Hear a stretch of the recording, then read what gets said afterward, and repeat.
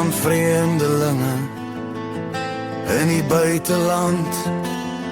Suid-Afrikaanse harte met meer laste.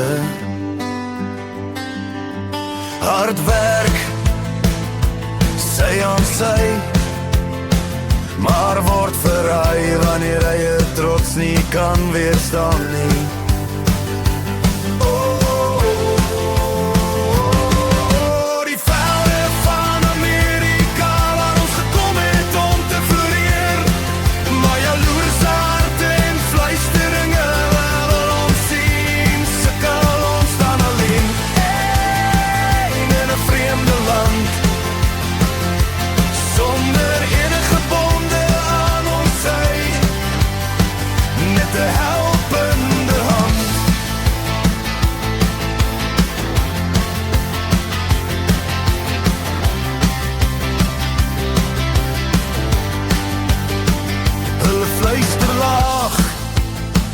Met jaloerse oë onder myn brome, voordat hulle opstaan.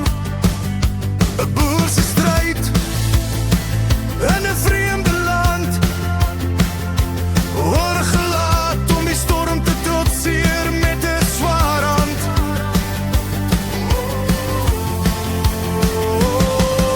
Die velde van Amerika waar ons gekom het om te floreer, maar jaloerse harte en fluisteringe wil ons sien, sukkel ons dan alleen in 'n vreemde land, sonder enige bonde aan ons sy, met 'n helpende hand.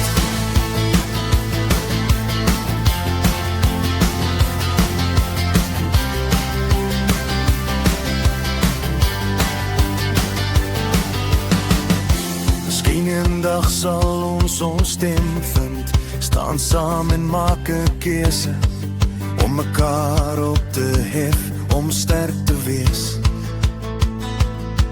en breek die kettinge wat ons onderhou.